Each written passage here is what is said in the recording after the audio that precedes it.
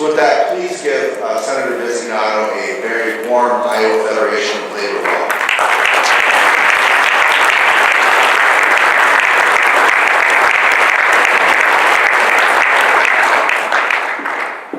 Thanks, Charlie. Good to see Charlie every day at the Capitol because he really appreciates the dynamic that we have. And I want to say thank you, the Iowa Federation of Labor, the South Central Federation of Labor, Mark, asked me all the trades. As Charlie said, my battle was in the primary. We won by 13 votes election night. I think we went to 18 the next day. It was a big margin. And but it was all about that because the district's about 66% Democrat. So as far as the political leadership looks at that district, they know that they're always going to win that seat after whoever comes out of the primary. But the question is who's coming out of the primary? And when you have such a solid Democratic district, you could always get a Democrat, but what kind of Democrat? And so, coming with a labor background, I was raised with a labor background. My father retired from the auto workers 32 years. He was first generation, he was an immigrant to the country, and I'm a first generation American. That's really what makes government interesting for me. That's what makes it a challenge. Because the dream that my father had, he came over as a kid, he was 11 years old, escaping Mussolini and looking at life and saying there has to be something better. It was America. That's what was better. And so he came to this country with 4 siblings and a mother and a father. Didn't have any money, landed in Ellis Island, traveled from New York to Des Moines because relatives were here and they had jobs on the railroad and coal mining and so forth. And from that he worked hard. Unions gave him a living wage, a very good wage, health care, and a pension. It doesn't seem like much, you know, when you say, well, I got a living wage and, you know, I have health care, and now after 30-some years I've got a pension, it seems like just the way it ought to be. But we're regressing so rapidly in this country that's why after 40 years of public service in Polk County, I decided to come out of retirement after just a couple of months to get back into public service, which I love, and which people that really believe in the labor movement for what it stands for. Not the labor movement for the labor movement, for what it stands for. And you stand for the American dream. And I think labor probably is the biggest charitable organization in the world because you just don't represent yourselves. You don't represent your workplace and your profession. You represent everybody who's trying to get to that level of the American dream of livable wages, health care, and a pension. When I went to the Iowa Capitol this year, I looked at the dynamics of this place.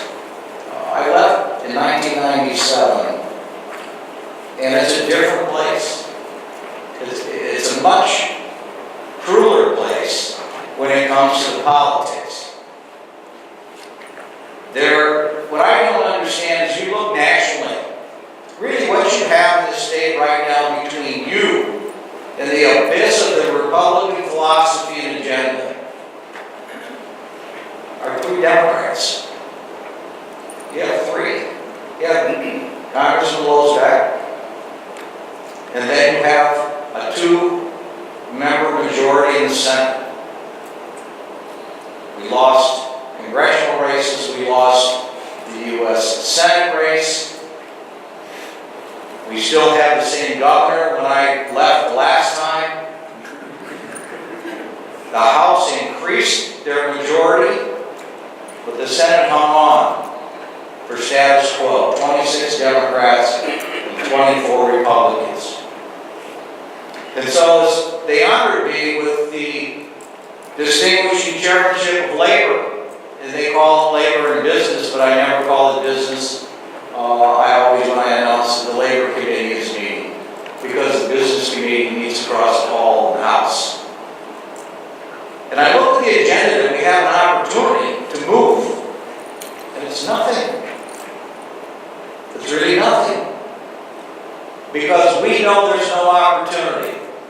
no air in the house. One of my representatives, Representative Hunter, sitting in the back of the room, might as well be a prisoner of war. They have no say. They have absolutely no input. He's filed a number of good bills this year that will never reach the Senate Labor Committee. And so our agenda is very simple this year. One is we're on defense from what the House would like and the governor, but we're asking for very minimal to advance the very basics of human rights and human dignity, wage theft. Honest to God, wage theft. We're talking about employers that literally steal from the very lowest paid workers in the state of Iowa with absolutely no punitive damages. They give the money back if they're caught, and then they move on to steal from the next employee. And that's not easy to pass. I believe today or tomorrow we'll pass it out of committee. We'll debate it, pass it on the floor, but then we'll go over to the House Labor and Business Committee and die. Minimum wage. Why are we even arguing about minimum wage? The very lowest and vulnerable of our society make it. And they try to address it as something that, basically wealthy retired people on pensions working at McDonald's, and they just do it for the hell of it. I don't know many people working at McDonald's for the hell. And kids. I had an association come in and talk to me last Thursday about setting up a 2-tier minimum wage. Because he said, we hire a lot of 15, 16, and 17-year-olds, and they don't need that much money. It's not really, it's not important to them. And I said, where the hell do you live? He said, I live on the south side of Des Moines, the southeast side of Des Moines. And I know that Lincoln High School that has over 2,000 students can barely put 35 kids on the field for a football team because these kids are working. And they're not working for their spring break to Cancun. They're not working for that new car. They're working to help, in most cases, their single mothers pay the rent and pay the utilities and keep the family going. Or they save their money because they know they have to pay every nickel to get to some type of higher training after high school. So when you can't even relate to people as far as the worlds that we come from, it's very difficult to move any kind of quote progressive legislation because we're still in the fundamentals of economics. And so our minimum wage, all you've heard is $10.10 an hour. Well, the Iowa Senate's going to be sending a bill out Monday for $8.75 an hour. That's sad. That's the best we can do. Because even in our caucus of 26, we have marginal members that are very vulnerable in re-election. And so we even have to concede within our caucus to be able to pass any kind of democratic agenda. But the fact that we don't even know that the House of Representatives will take up a bill of $8.75 is pathetic. I'll run it because I'm not the one to judge what $60 a week means. For $3,500 a year, that person has nothing and is starving at the end of every payday. At $8.75 after 2 years.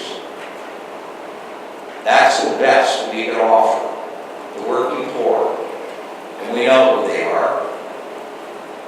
They may be our family. Immigrants. My father. These are the people still being preyed upon in America after 1930. When wealth has grown incredibly, and all to about the same people, they still deny the very force of the society. And that's all you have to defend you is free Democrats. 3 Democrats against that wave. And as I read the paper, I read the news that the Koch brothers have already pledged $1 billion to the next wave of elections. $1 billion. I don't expect the Iowa Federation of Labor to match that. I don't expect anybody to match that, where I come from. But the way we stay where we are and we grow, and we have to grow, because if we don't grow, we're diminishing the opportunity and the dream every day in this country. It's dying, and it's not dying because people aren't getting it. It's dying because people don't believe it.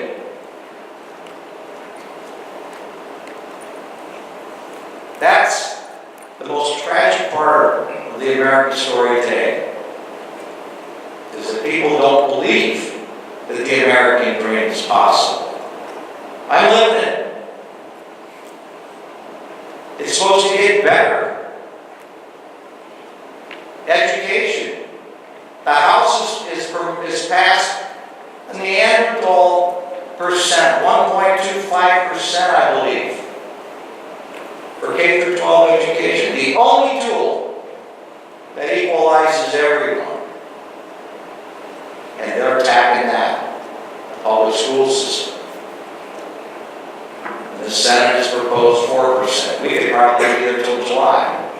We prefer to do 6, but economically we can't, because the Iowa legislature 2 years ago, at the urging of the governor and the Republican majority in the House, cornered the Senate into compromise of a commercial property tax cut that is so overwhelming that we have nothing left for our priorities. Now, I support commercial property tax cuts for small business, and it probably should have been doubled. But we gave it to the largest out-of-state corporations in Iowa. National corporations and some international corporations, to the tune of almost $1 billion in 4 years. We're giving as much to commercial property tax cuts as we are in education this year. So not only are they attacking us from the top by taking for their tax cuts, they're attacking us from the very bottom, which is education, the fundamental equalizer. Brothers and sisters of labor, we're under attack. And at a time that more people are going into poverty and more people are moving from the middle class to the lower middle class, when seniors are losing their homes, the taxes in poverty, because pensions have been taken away by the private sector. At a time when this country is spiraling down, more people are voting Republican. More people are voting Republican because they take the labor movement and they divide it. They divided you from your neighbor on the most ridiculous, nonsensical social issues that mean nothing in reality, but in return divide us and conquer us. We have to stop the division. Everyone has a moral compass. Everyone has some religion. Even atheists believe in something, but there's no right religion. In gay marriage, I want someone to tell me that since gay marriage came into the state of Iowa, somehow your marriage has been affected. But it's divided us on rhetoric. Abortion. Ronald Reagan opposed abortion back when he was president, had the majority of Congress, and never did one damn thing to stop it because it works for them. They don't want to resolve those issues because they keep working people, minorities, hate minorities, a subclass of worker despising another individual who may get some public assistance to the tune of basic food stamps to feed their kids, and in most cases 60% it's single mothers with children. Now who resents that in this room? That's what we fight for. We're fighting now for a bill of economic development that just allows for transportation in rural Iowa to help people get to work at night. And the Republicans think that's somehow another entitlement. But if we don't help the person get to work and pay taxes, we never get them off of the public assistance. And remember, most people struggling today are women and children, single mothers, abandoned by the fathers. It's a sad statement, but that's who we're really supporting. Immigrants, the future of this country. Always have been. We don't have enough workers, and even in numbers in the state of Iowa in 20 years to supply the workforce. So we have a new stream of immigrants, documented or undocumented, they're here. So what do? Do we starve them? Do we keep them uneducated? Do we push them on the public rolls because we're not going to watch them wither and die? Now that we've educated them, do we deport them? That's what some propose. The fact of the matter is, this country is a country of immigrants. My father was an immigrant. I'm standing here today fighting for the labor movement because I understand that life. I don't know how many American Indians are out there. The rest of you's come over some way. I've been longer than the rest of us. But you got here some way. And if my father could have swam from Italy, he would have got here sooner. It was a little too far instead of swimming across the Rio Grande. But it's desperation. It's desperation and poverty and wanting the one thing that we can't let die. That's the American dream. Everybody wants it. We still have some semblance of it. We need to rebuild it. So don't let them divide you based on all this nonsensical social issue. The fundamental issue is the rich who stole this country. They continue to steal this country. And they let us fight over in the corner while they're taking the very last crumb of the economics.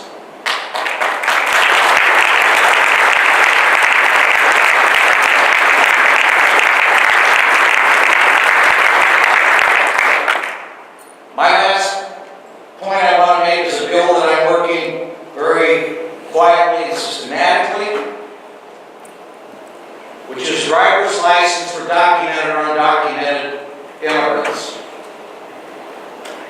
It's controversial because it always comes back to that hate debate. Immigrants. But the fact of the matter, my biggest supporters at this time are law enforcement because they understand the need to identify individuals, train them in driving because they pass you every day on the roadway, and have insurance. I'm moving that bill. It's moving slowly. You'll hear about it. And I intend to pass it before I retire from the Iowa legislature. Because it's a fundamental right for people to be identified by who they are. And it's a public safety issue to you and I. And it's a business issue to the insurance industry who supports it. They're not stupid. But the fact is, those are those little issues that you hear about. Then don't listen to fireworks. Legalizing fireworks. Hell, we all get fireworks every 4th of July. What the hell is the difference if we stay like we are? But as long as we're talking about fireworks, we're not talking about equality. As long as we're talking about the state fair interfering with tourism and school starts, we're not talking about funding basic education and apprenticeships and training for the future to uplift people. So when you read that nonsense in the paper, which I only read it on the weekends, and that's what I find out what's going on in the legislature. Because all these little bills that the press keeps covering, that doesn't mean anything to anybody, is the headlines today, because it's simple to understand and it gets you arguing with your buddy in the bar and you and your neighbor. When's the last time you had a real good argument with your neighbor about the school aid formula? And how Iowa's 37th in the nation, and if we pass what the House passes, we'll slip to 40th. A state that used to have a test called the Iowa Basic Skills. Why would you want to take a test named after a state that's 40th in the nation in education? That's where we've slipped through all the years of Branstad's administration and Republican control. So it's time that we focus on what's important, and what's important is what's going to help the very lowest workers of this state, which is education, retraining, wages, pensions, benefits.